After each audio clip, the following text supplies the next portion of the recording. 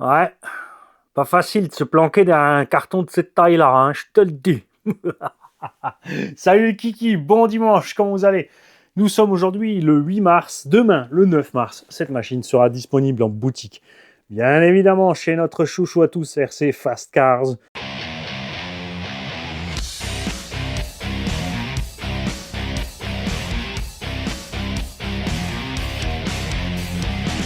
Dépêchez-vous d'aller précommander tout de suite maintenant, parce que ça va partir comme des petits pains. Déjà, ce machin-là a une gueule d'enfer.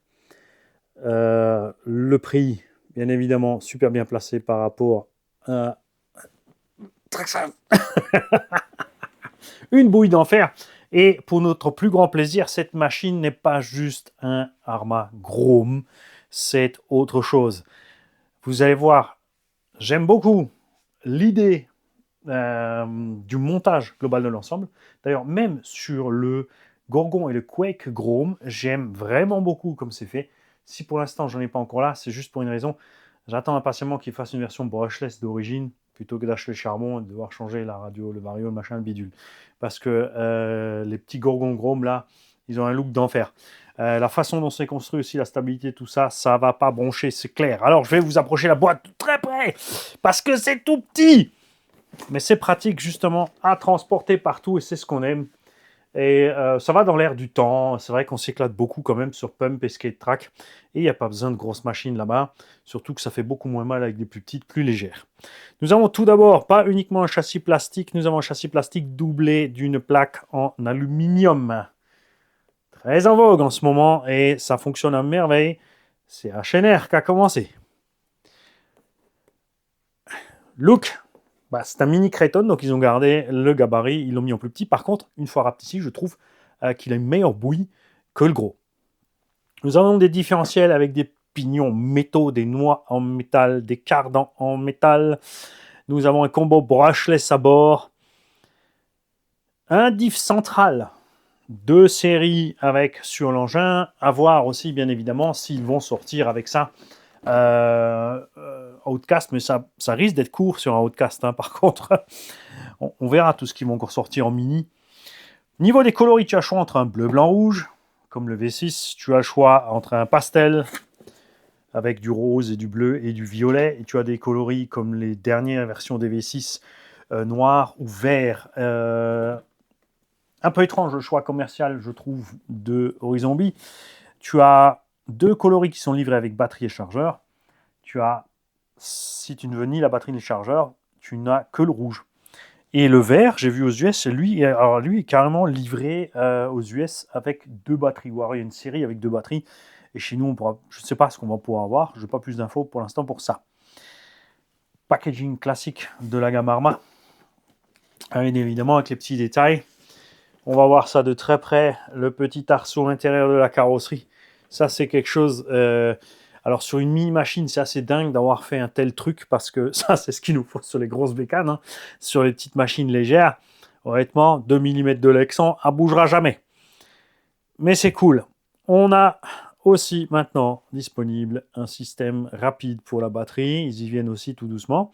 Et nous sommes en connecteur IC3 qui sont équivalents bien sûr au EC3. C'est compatible si tu as l'une ou l'autre batterie. C'est pas un problème, ça passe. On nous annonce là-dedans la radio compacte sans le petit pied que j'aime bien. Comme dit, c'est simple, il ne faut pas plus. Hein. Un variateur récepteur tout en un, 40 ampères. 40 ampères, ça peut paraître peu, mais dans une machine de ce poids-là, suffit large, il n'y a pas de souci. Et un moteur 28-48 brushless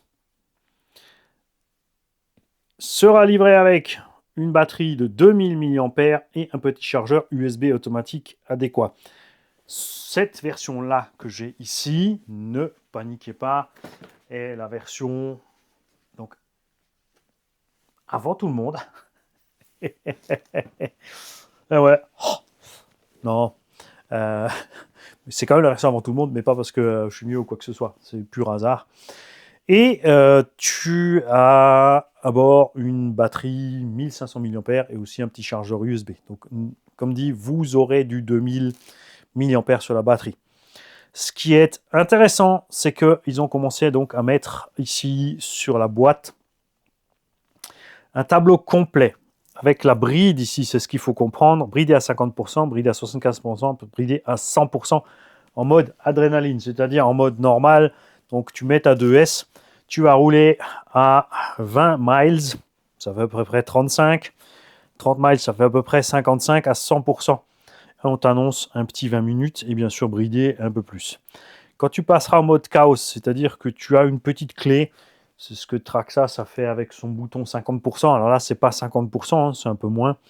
Mais tu peux débloquer les performances, on va dire, du variateur ou de l'autre sens, quand tu mets la clé, il est bridé. Ce qui est pas plus mal parce que c'est livré avec une 3S de série et non une 2S.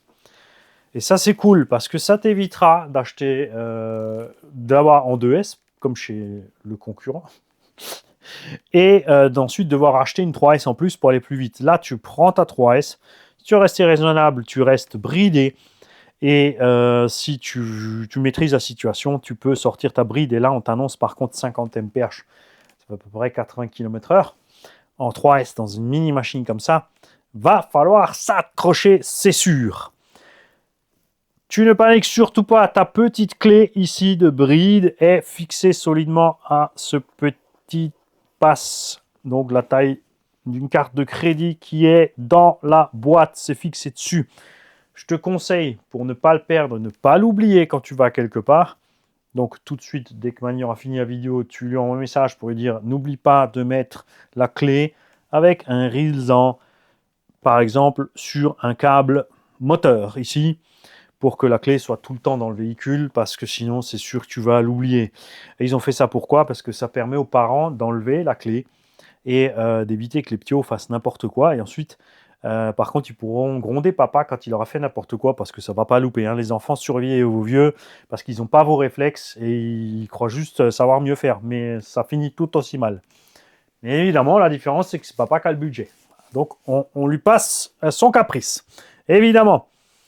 Et malgré que ce soit une mini-machine avec la petite radio, ils ont mis le DSC dessus, donc le Dynamic Stability Control, sur cet engin qui a 4 niveaux. 4 niveaux, ça veut dire 1 éteint et 3 niveaux de correction. Par défaut, c'est sur Medium, tu peux mettre sur Maxi, tu peux mettre sur Mini ou Off. Enfin, dans l'ordre, bien sûr, comme tu es par défaut sur Medium, tu passeras Maxi, Off, Mini. On est entièrement sur roulement à billes, et ici, tu vois encore une fois que la transmission, comment qu'elle est gaulée, hein, donc exactement comme sur les grosses machines. Et on va le découvrir ensemble parce que je ne l'ai pas encore sorti de là. Regarde-le comme il est tout mini, j'ai pas des grosses paluches. Hein. Ça a l'air comme ça, je dirais, un peu plus compact qu'un mini XRT. Alors, les échelles, il n'y a pas de dimension précise, chaque constructeur fait un peu ce qu'il veut, il appelle ça un 14 ou un 16. Le UDRC est peut-être un peu plus court, un 16. Et par contre, la MGX, un 14, à peu près de ce gabarit. Donc, à toi de voir ce que tu veux.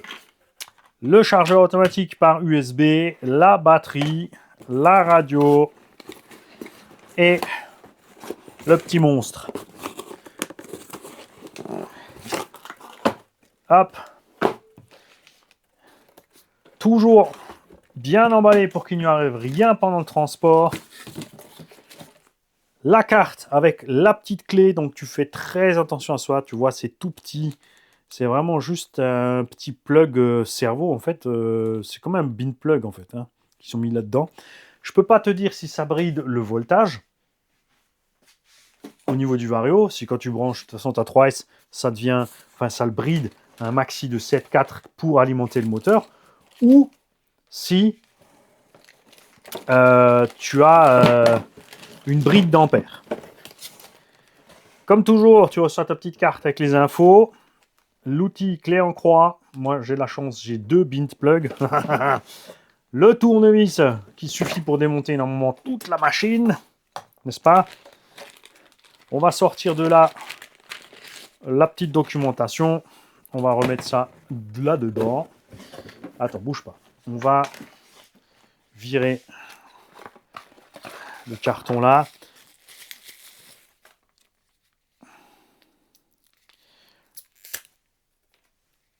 c'est même pas du IC3, c'est du IC1. Mais c'est tout petit. C'est pas du EC3, ça.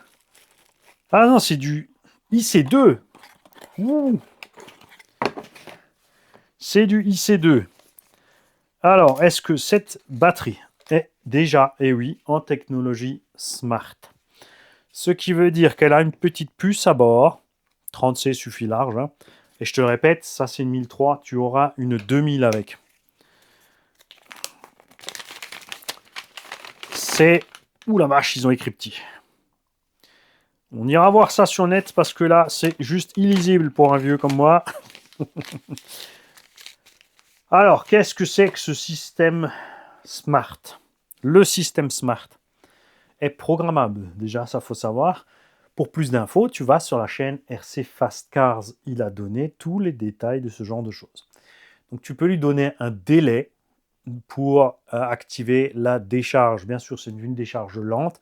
C'est-à-dire que tu vas laisser ta batterie posée là et au bout de, je crois, une semaine ou deux, par défaut, elle va commencer à doucement se décharger en mode storage. Elle ne va pas plus loin que storage. Par contre, toi, et c'est le cas sur toutes les batteries, tu dois penser, honnêtement, je te le dis, une fois par mois à brancher ta batterie sur un chargeur et faire une petite charge d'équilibrage ou de storage, justement, pour t'assurer que ça ne chute pas. D'accord? Et fait délirant, cette batterie peut encaisser 5C de charge, soit 6,5 ampères, ce qui fait que cette petite batterie sera chargée en quelques minutes. Alors ça, c'est délirant. Ça fait 12-13 minutes pour charger une petite batterie comme ça à fond la caisse. Ça doit donner. Hein. Même un peu moins. Donc, renseigne-toi sur le système Smart. Tu as le QR code ici. Par contre, là, avec non, on n'a pas la mise au point automatique et tout. Donc, ça va être chaud. C'est là que ça... Oui, c'est vrai. C'était bien quand même la mise au point automatique, Mani. On va peut-être quand même racheter un autre objectif.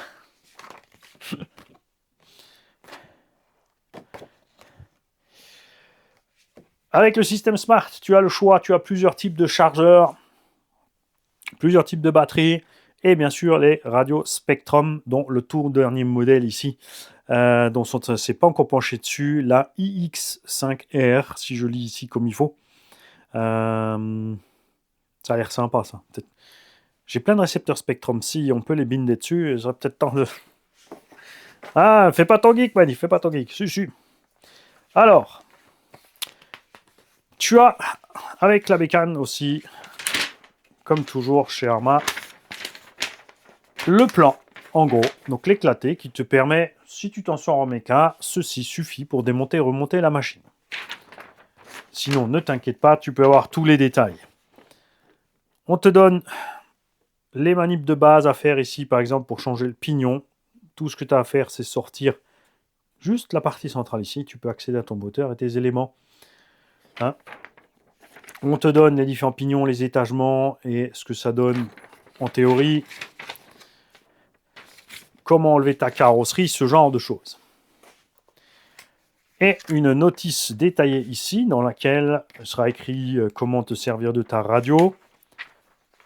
Tu peux scanner sur ici le QR code du support. Et là, tu as tranquille tous les détails pour charger, décharger, mettre les batteries dans ta radio, les fonctions de la radio, les fonctions du vario, tout ce genre de choses. Donc la notice d'utilisation.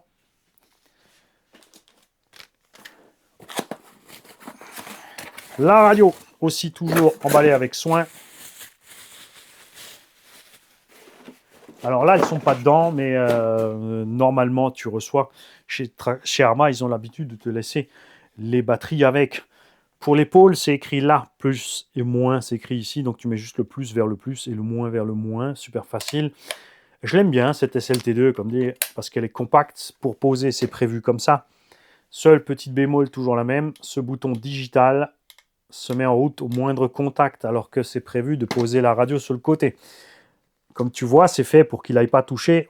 Mais crois-moi, par expérience, je peux te dire que ça touche souvent. Ici, tu as le dual rate de la direction, donc la sensibilité. Donc tu peux augmenter ou diminuer ton angle de braquage gauche-droite instantané. Tu as ici le trim de direction si ça tire un peu à gauche ou à droite pour corriger. Ici, tu as l'inversion de la direction si tu en as besoin. Et ici, donc, ta bride des gaz 50, 75 ou 100%. Et ils ont pris l'habitude de coller les QR codes partout. Comme ça, si tu es sur le terrain, si tu as quoi que ce soit, tu te scannes vite ton QR code et tu peux savoir tout ce genre de choses. C'est pratique parce que la poignée est petite pour les petites mains. On est à l'aise sur le volant, franchement. J'aime bien la sensation. Les gaz aussi, on est assez ferme sur les ressorts. Tout le monde n'aime pas ça. Moi, j'aime bien. Pour les petits, c'est bien aussi parce que quand c'est trop facile, ils ont tendance à trop claquer les gaz. Quand le ressort est un peu plus dur, c'est plus facile à eux pour doser.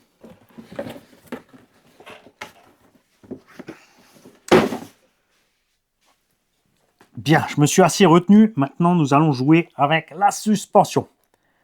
Wow, super crémeux. Gros boulot sorti de la boîte. Génial. C'est nickel comme il faut. Check-moi ça. Ça, j'aime beaucoup. Déjà, ça, c'est cool. Un peu plus ferme devant, un peu plus souple derrière. Pneumatique, relativement ferme. Point de vue de la mousse aussi. Petit trou sur la bande de roulement. Donc, on verra s'ils ont du ballon ou pas. On a un bon débattement de suspension, franchement. Il est bien haut. Hein. Il est bien haut. Ah, ça me plaît. On a, par contre, toujours ce même truc de design. C'est que l'aile arrière commence trop tôt. Et ça ne va pas assez loin derrière. Ça, c'est mes goûts, mes couleurs. Hein. Vous faites ce que vous voulez. Nous avons des barres de toit en plastique. Ça est devenu un grand classique et c'est génial. Première fois vu en une vidéo de RC Garage 68 fait maison sur un X-Max. J'ai la preuve en image. Il y a 9 ans maintenant. J'aurais dû faire le brevet, dire. Je plaisante. Je suis certainement pas le seul au monde à l'avoir fait. Comme tu peux constater, tu as une calandre ici aussi en plastique. Et là derrière est le loquet qui est en plastique aussi. L'aileron bien flex. Les amortos en alu avec des petits corps sympas. Toujours. Ils insistent. Ça dépasse trop. Le triangle doit passer devant. Pas bien. On a cependant et moins déjà les petites protections devant. À l'arrière aussi, il y a les protections qui sont montées donc ici vers l'avant. Et tu as en plus de la petite protection sur la tige, intégrée dans la coupelle, donc, tu as même le petit mudguard ici pour éviter que les roues avant balancent des saletés sur la partie arrière. Ce qui est sympa, c'est qu'on a des cardans en métal.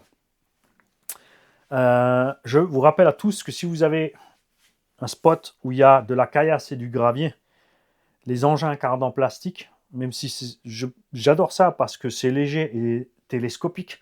Les télescopiques évitent beaucoup de casse de diff ou autres sur les flex des triangles, permettent plus de débattement sans coincer. Le problème de tous ces cardans télescopiques plastiques, c'est précisément les pierres qui vont se mettre partout, qui vont usiner les cardans, qui vont bloquer les roues et faire que les croisions vont exploser plus vite. Donc, fais bien attention sur le terrain sur lequel tu exploites la machine. Comme dit, il y a certains avantages avec les télescopes plastiques et il y a certains avantages avec les CVD métalliques. Point de vue du diamètre, eh ben, ils n'ont pas fait si petit que ça. On verra s'il y a du flex ou pas. Pour enlever la carreau, ça va pas être compliqué. Génial. Voilà, à une main. Délirant. Tu piques sous la tourelle et tu cliques dessus. Voilà, donc ça en roulant, ça va pas tomber. Hein. Et pour l'enlever, tout ce que tu as à faire, excellent, j'adore. Et regarde-moi l'arceau de dingue qu'il y a dans cette mini machine. Overkill. On a regroupé ici sur l'avant jusque sous le toit, passant par les côtés jusqu'à l'arrière de la carreau. Donc il peut quasiment rien arriver à cette carreau. Surtout que ces mini-machines, contrairement à un 8e, regarde, ont tous des tourelles qui enveloppent les amortos. Pourquoi est-ce que c'est pas fait en un 8e? On veut ça en un 8e aussi. Hein, à l'image du Traxxas Max par exemple. Ça c'est top parce qu'on va abîmer infiniment moins la carreau. Le verrou est là-devant, tu peux voir, c'est vraiment balèze ce qu'ils ont fait là-devant pour appuyer sur la tourelle pour pas que la carrosserie soit rabattue et soit abîmée là-dedans. Délirant aussi qu'ils aient mis une tige, une tringle métallique, regarde, et pas en plastique.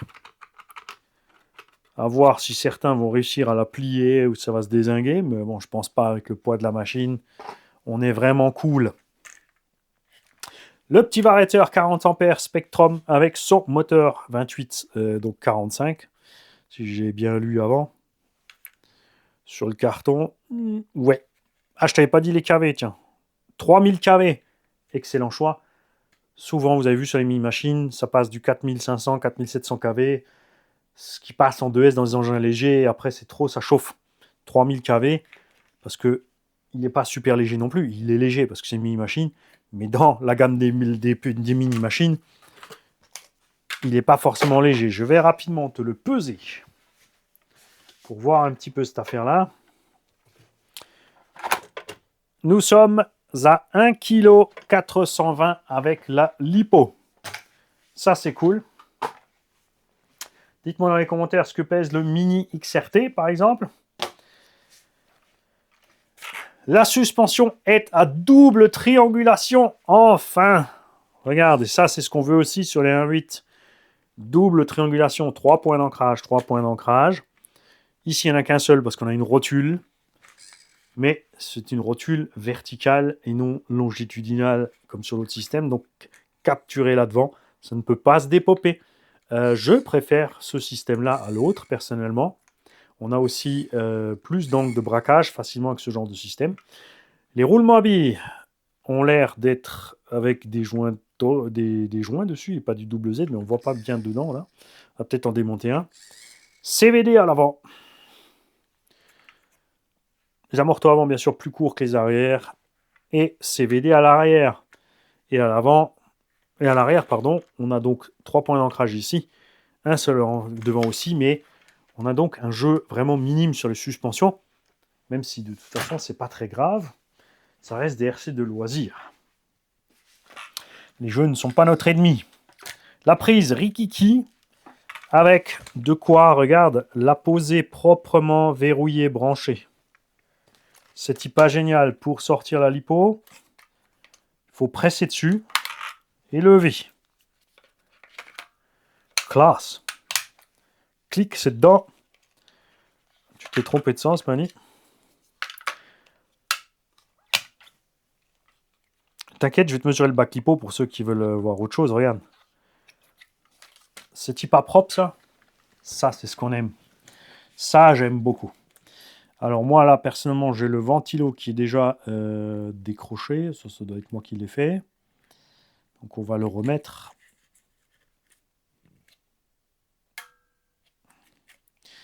Alors, nous avons le cerveau, les varios et la carte de prog ou donc la bride en fait à installer. Il y a plein de petites étiquettes, vous lirez tout ce qu'il y a écrit, bien sûr c'est en anglais, tu utilises Google Lens. Pour charger cette batterie, on te conseille de prendre le Smart Charger.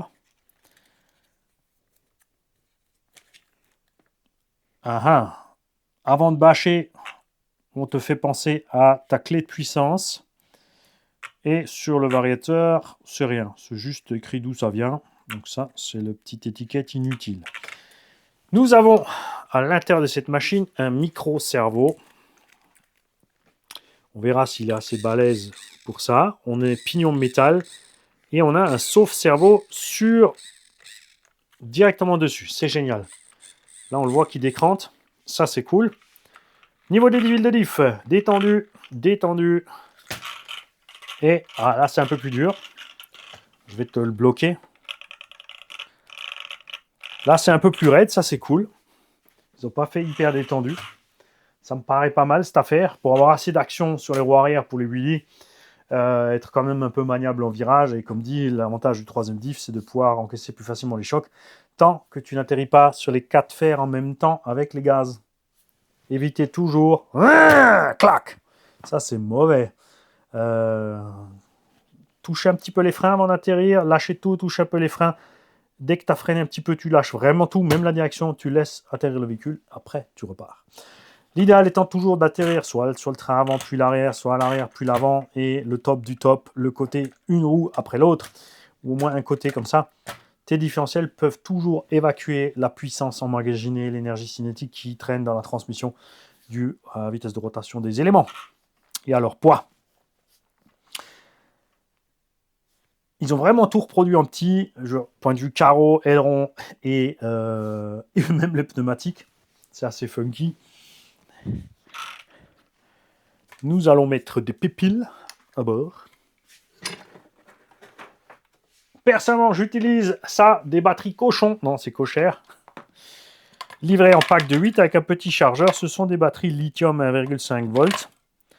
Ça fait depuis que j'ai acheté que j'en ai dans ma Dumbo DDF 350. Le voltage a à peine chuté. Donc pour l'instant, côté autonomie, je suis plutôt content. Donc la moindre pulsion là-dessus te fait que ta radio s'allume. Pense-y, pour le transport, c'est très important.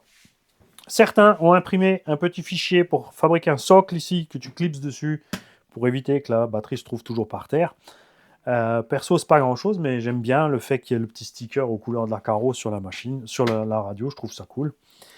L'interrupteur marche-arrêt est planqué où? Là. Il est tout petit celui-là, et en plus il y a les câbles ventilo devant. Donc, regarde, il est planqué là. Le petit bouton marche-arrêt, donc pense à enlever tes câbles parce qu'ils sont posés devant. Ça, c'est pas super. Les deux ventilos fonctionnent, toujours à contrôler. La petite lumière est allumée. C'est un thermomètre qui a une petite LED bleue. Ce n'est donc pas un Hobbywing. Ça vient très probablement du même fabricant qui fait ceux des 3S. Direction. Ouais, on peut la laisser à fond. Ça force un petit peu sur le fond. Pensez toujours à régler avant d'aller rouler. Idéalement, tu arrives juste en butée à ras. Elle est bien symétrique, il n'y a pas de problème. Le trim donc de la direction sert à ça, tu vois. Hop, il est sonore pour le neutre. Et là, il faut un peu plus, voilà. Mais pas tout à fait à zéro, mais c'est pas très grave. La batterie là n'est pas chargée, le DSC est enclenché. Pour modifier le DSC quand c'est allumé, tu restes sur le bouton. Non, tu as éteint ta radio, Mani.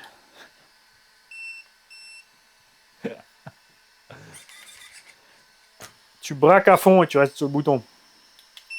Un petit coup. Voilà. Donc là, il est à fond. Il faut passer une étape après l'autre. Hein. Et là, il va être éteint. Donc je te rappelle, tu braques un côté ou l'autre, tu appuies un petit coup sur le bouton et tu passes tes fonctions. Là, il est un peu... Et là, il est éteint. Un bip. Éteint. Deux bips. Petit étagement. 3 bips. Moyen. C'est déjà balèze quand même. Hein. Et 4 bips. Il est totalement à fond. Ce qu'on va vérifier, c'est s'il influe aussi sur les gaz ou s'il influe uniquement sur la direction. Donc, on met un petit filet de gaz.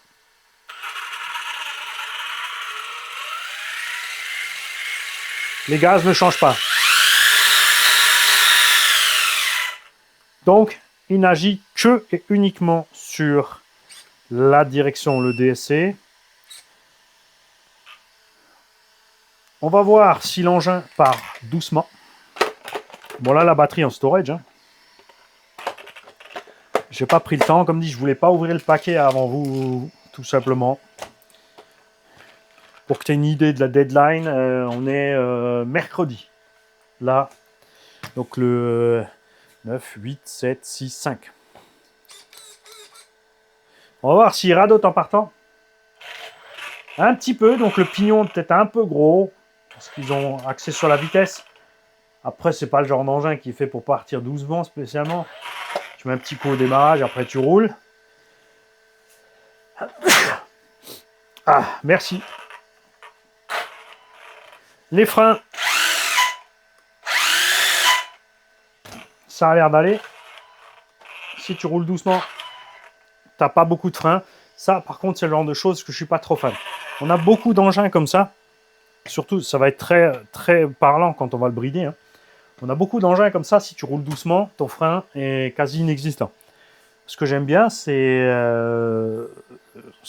Traxxas qu'il a fait. C'est que, effectivement, si tu roules doucement, tu freines doucement. Mais dès que tu enfonces ta gâchette à fond, si tu claques à fond, L'engin fait un frein à fond d'office sur les brushless, pas les charbons. D'accord? Donc on verra l'utilisation. Le frein me semble un peu faible. Marche arrière à 50%. On verra ça en roulant donc. À ce niveau-là, mais ça a l'air pas mal. Hein. La transmission est relativement brouillante parce qu'elle est full métal. Ça va encore en l'air, c'est pas trop mal. Donc moi, je vais aller charger cette batterie, les enfants. Et les grands aussi. Alors, d'un côté, ça peut paraître étrange que ce soit vers l'avant, puisque on va prendre des coups là, mais le loquet n'a pas assez d'inertie de son propre poids, évidemment, pour lutter contre son ressort. Hein. Ça, c'est... Il n'y aura pas de problème, à mon avis, cette barrette ne va pas se barrer de là. Le clip, c'est profondément dedans. En plus, on est plus de la moitié du plastique, donc il faudrait vraiment frapper et déformer fort pour aller poser un problème à ce truc-là. Et attends. Comme je l'ai dit, ça paraît déjà assez balèze, là, honnêtement. T'es parti avec la boîte, m'a dit.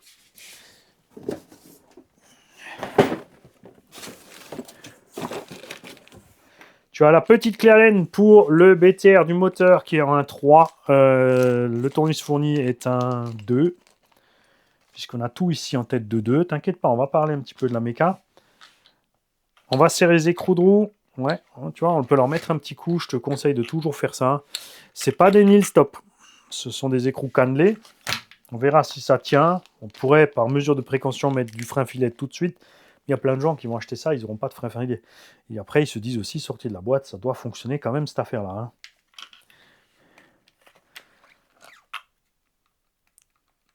Là, je vais installer ma Power Key. Ok. Hey, si, hey, il y a écrit PRG, donc pour programmation.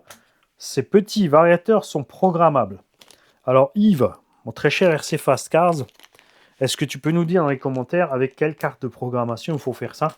Si c'est la carte Spectrum basique.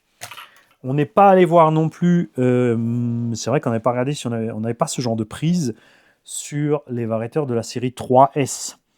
Donc, est-ce que les 3S finalement maintenant sont programmables ou pas? Ou est-ce qu'ils vont aussi faire une modif sur les variateurs et ajouter cette petite chose en plus? Alors, je remets en route. On va voir si la clé est à la bonne position. Il y a exprès un détrompeur dessus pour la placer.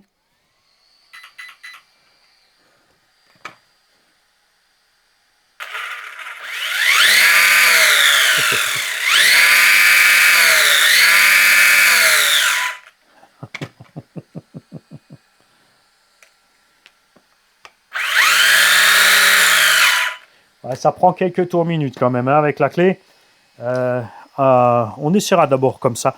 Personnellement, pour ces petits engins-là, je pense que le mode normal est largement suffisant. Ce ne sera pas la peine d'aller au-delà et de tout bousiller. Alors, nous allons éteindre la radio. Et on va te causer un petit peu de l'accès méca. Déjà, la transmission est fermée, donc pas de risque d'avoir des saletés qui rentrent dans la transmission. Ça, c'est quelque chose que j'aime beaucoup et qu'il est grand temps de faire aussi sur les 1/8 chez Arrma. S'il vous plaît, Horizon B, faites-nous ça. Pour atteindre le diff arrière, tu enlèves ces deux vis, ici. Tu enlèves les deux vis qui sont là-dedans. Tu enlèves, encore, il y en a deux par là, pardon, donc 6 vis. Et tu enlèves ton aileron. Encore même pas. Ces vis-là, tu peux les laisser. Tu pourras enlever l'aileron avec le carter. Donc, je te répète, deux vis ici, deux vis ici. Ces deux-là, on peut les atteindre par là. Il y en a deux en bas qu'on peut atteindre par là. Et tu peux, hop, sortir ton diff de là, comme ça. À l'avant, la même histoire. Deux vis en dessous, deux vis du pare-choc. Tu enlèves ton pare-choc. Tu atteins tes 4 vis ici. Et tu enlèves ton carter supérieur. Pour la transmission centrale, tu enlèves tout ce que tu vois ici. Donc 4, 5, 6, 7, 8, 9, 10, 11 et 12 vis. 13 et 14 peut-être même. Alors on va recompter 4, 5, 6, 7, 8, 9, 10, 11, 12, 13, 14 vis. Tu lèves tout ceci et tu atteins ta transmission. Nous allons vérifier ceci sur la notice. Voyons voir sur l'éclaté si j'ai raison. Et effectivement, une fois que tu as fait tout ceci, tu atteins directement ton diff central et moteur transmis central. Ce qui fait aussi que pour l'entretien de la machine et le nettoyage, super facile. Tu vires ici cette vis là et peut-être encore la deuxième là-bas. Vérifions. Puisque ton cerveau et ton variateur vont partir en un bout. Alors, qu'avons-nous par en dessous ici? Effectivement, tu vois, il y a deux vis. Une courte, une longue. Une longue et une courte, tu vois. Donc, tu enlèves ces deux vis-là. D'ailleurs, ils t'ont mis exprès le petit truc dessus, tu vois. Te dire, attention, ça tient le cerveau. Tu enlèves la biellette de cerveau, ça fait 3 vis. Tu décroches ton variateur, tu enlèves les 14 vis ici. Tu sors ton moteur, ton diff central, ta transmis. Tu fais ton nettoyage tranquille. Comme dit, 6 vis à l'arrière ici, 8 vis à l'arrière, 8 vis à l'avant pour atteindre les diffs avant-arrière. Donc vraiment, vraiment très simple. À l'arrière, ça dépasse aussi, mais à l'arrière, on risque moins de toucher. Hein. Donc sur le papier, le seul petit moins que je vais lui donner là, tout de suite à l'unbox, c'est ça. La surexposition de ces vis et des suspensions avant. Tu noteras aussi d'ailleurs, regarde, qu'il n'est même pas sur le tarage du ressort, il est dans le vide. Donc pensez à régler ça. Parce que une roue qui flotte, c'est une roue qui n'a pas d'adhérence. Hein. On a pas mal de jeux sur les fixations d'amorto. C'est pas vraiment idéal parce que tu vas te retrouver avec des forces de cisaillement. À l'arrière, on est bon. Pas tout à fait non plus. Donc pensez-y, sorti de la boîte, les ressorts ont été vraiment mis moins que tarés. Ok. Pensez à le faire. Plein de gens se font avoir avec ça. Plein de marques font ça. Hein. Ils enlèvent le tarage. Certains utilisent des rilsans. Il y a des gens qui sont allés rouler comme ça et ensuite sont allés râler que la machine, ça va pas.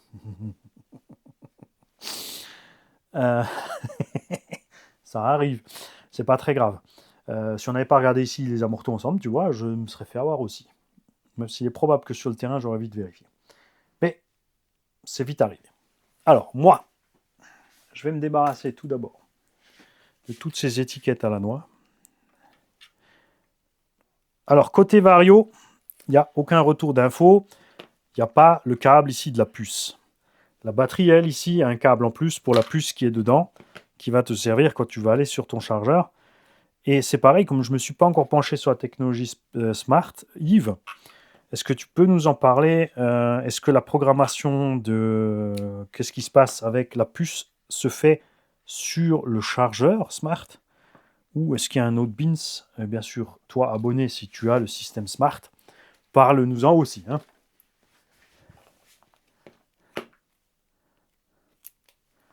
Hop. Voilà, c'est mieux. Alors, j'ai un doute sur le fait que ça tienne comme il faut le câble. Honnêtement, est-ce qu'il y a un cran pour le mettre dedans? Non, hein, c'est vraiment juste le câble. Ouais. Donc ça tiendra pas formidable. Hein. Je pense. C'est dommage, l'idée est bonne, c'est propre. Mais en roulant, il y a des chances que ça se décroche. Pas très grave, c'est un petit câble. En tout cas, ça, c'est génial. Même si c'est un système peut-être un peu complexe, et ramené à du 1.8, ça risque de faire un gros poids. Moi, je suis pressé. C'est pour ça que je me dépêche là, mercredi, de faire l'unbox. Ça fait quelques jours qu'il est là, mais j'attendais la fin des vacances scolaires. Et donc, lundi, mardi, là, j'ai pas pu. Mais demain, les enfants seront à l'école. Les pump tracks sont disponibles. Et ouais, les enfants, on attend que vous soyez à l'école pour pouvoir aller s'amuser, nous les adultes. Vous avez cru qu'on est tous au boulot tout le temps? On vous a menti. Petite chose en plus, le temps de charge avec ce genre de chargeur. Il faudra compter, je pense, en gros 1 heure. Il nous sort 1,5 ampères, puisque c'est pour la petite batterie. Ce que vous aurez avec sera un 2 ampères. Donc aussi, il est évident, et ça vous devrez faire attention, que la prise USB, là elle est en micro, livrée avec un adaptateur. Ça c'est cool, parce qu'on a de plus en plus de micro USB. Vous devrez donc faire attention que cette prise sorte assez de puissance pour charger de façon optimale la batterie. Il y a une petite LED dessus, elle va vous indiquer, alors vous ne branchez pas la batterie dessus et après dans le machin, ça va se mettre en défaut. En général, ça se met en défaut tout de suite sur ce genre de truc. C'est jamais la chose à faire. De toute façon, tu branches d'abord toujours ta source de puissance et après tu charges, tu branches ta batterie. Le détrompeur est assez gros dessus, la prise aussi, un détrompeur de façon côté forme, ça c'est cool. Donc vous aurez une batterie 2 ampères et un chargeur 2 ampères, donc comptez une petite heure pour la charge. Mais ça me fait absolument délirer qu'on puisse balancer 6,5 ampères sur cette petite batterie. Ça me paraît beaucoup quand même, hein. Mais bon. Je vous souhaite à tous un bon dimanche. Si tout va bien, j'aurai fait l'essai et peut-être que je l'aurai accroché tout de suite là maintenant au bout. Et au pire, ça sera ce soir à 20h. J'aime bien, vous le savez, séparer l'unbox de l'essai. Je sais qu'il y en a qui sont pressés, ils veulent tout savoir. Et moi, j'aime me prendre le temps, j'aime profiter. Et j'aime pas passer des heures devant le PC, donc je fais ma vidéo unbox maintenant, et ensuite je filmerai mon essai plus tard, et je diffuserai l'essai plus tard. Tout simplement. Ciao les gars. Et tous ceux qui ont envie d'en acheter un, je le répète, vous foncez tout de suite chez RC Fast Cars pour faire vos précommandes avant qu'il n'y en ait plus.